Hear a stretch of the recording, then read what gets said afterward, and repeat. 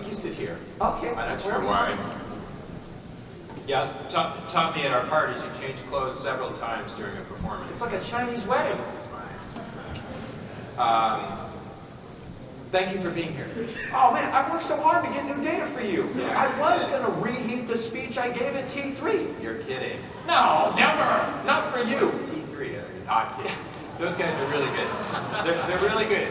I always offend our good friends. No, I really worked hard to give you something new. Yeah, well you did, and I really appreciate it. But that's because you're always doing new shit. You're constantly innovating. But you know, I also think you're that fable, like the tortoise and the hare. You don't make a big ballyhoo about too much, but you just keep methodically. I think maybe in the end you may win this whole thing. I really do. Just methodically. You've never said that to me before. No, not even my wife. Yeah, really? Well, you're not winning at home, but out here you're winning. You bike like I do, right? I do. Is that how you? I get this shit out of my brain. That's why I bike. Yeah, so the reason I ride to work every day, there's two reasons I do this. Number one, I started at Redfin. It was a very seasonal business. I came to Seattle from California. It rained all the time. And I basically got so blue in the winter that my wife told me, you have to go outside every day no matter what. So even when it snows, I carry my bike through the snow because it's the only way I can keep myself sane in this crazy up and down business. That sounds very Tibetan or something, Buddhist. Yeah, I'm more of a yak. Oh, yak. You know? Yeah, a yak, you kind of look like a yak. Thank you. I shaved my eyebrows this afternoon or this morning. I colored But I mine. still look a little yak-like. But also, 60 Minutes wanted to videotape me riding a bike to work.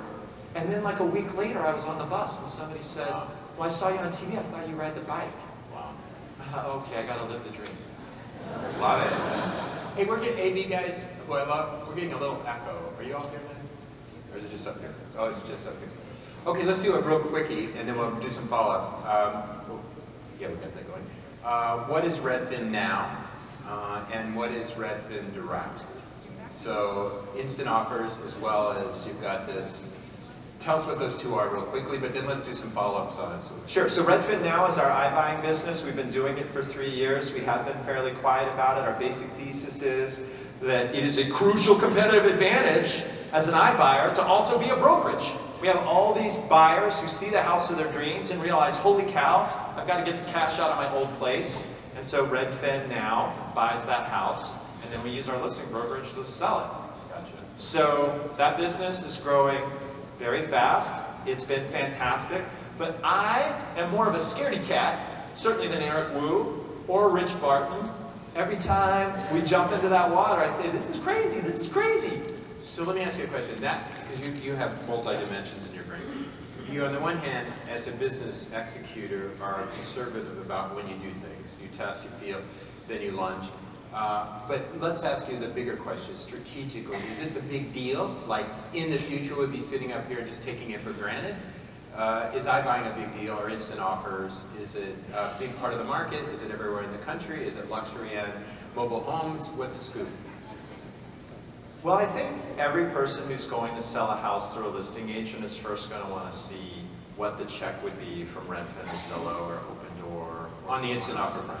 Yes, that if you told someone, I have a check in this envelope, do you want to see what's inside before I give my listing presentation? They would want to see.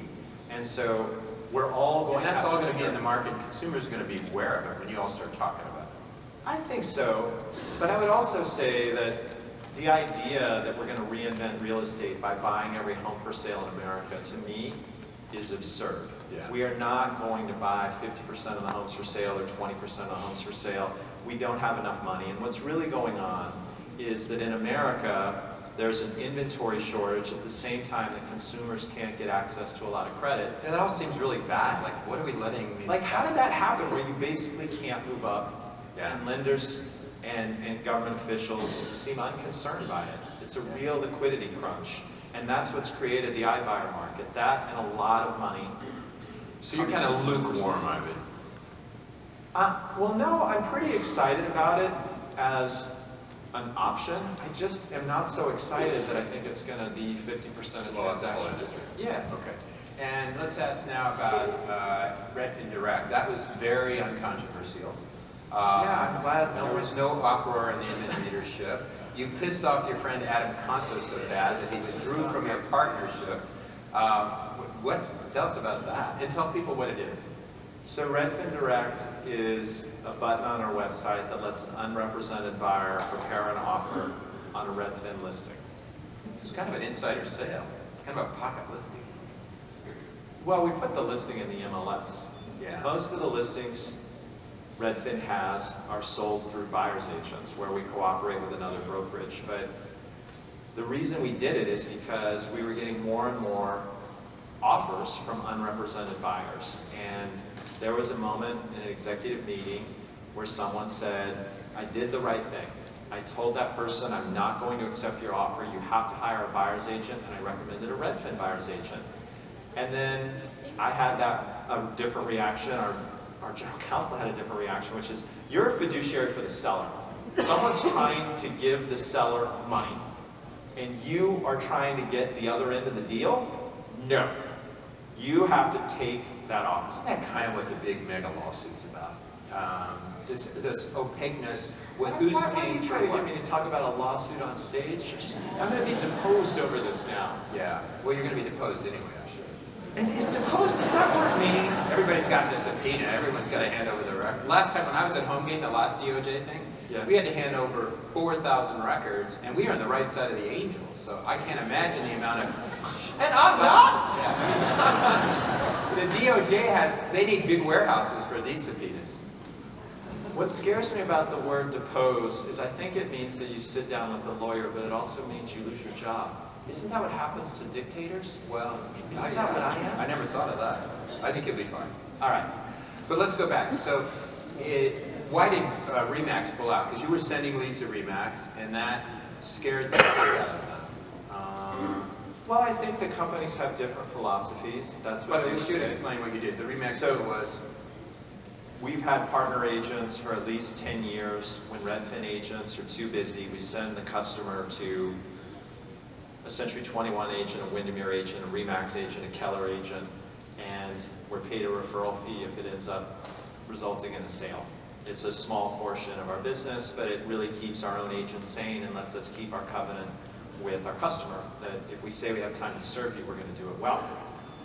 And it's just been hard recruiting agents, especially in all the far-flung places that the website now reaches, so we thought we should work with Adam and Remax to do a deal. And by the way, that table that I showed showing agent attrition earlier, Remax of traditional brokerages has the best. And in The effect, lowest attrition, you mean? yeah, they're very good.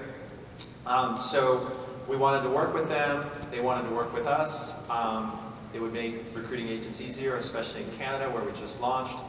And then I think the companies felt this philosophical difference and went our separate ways.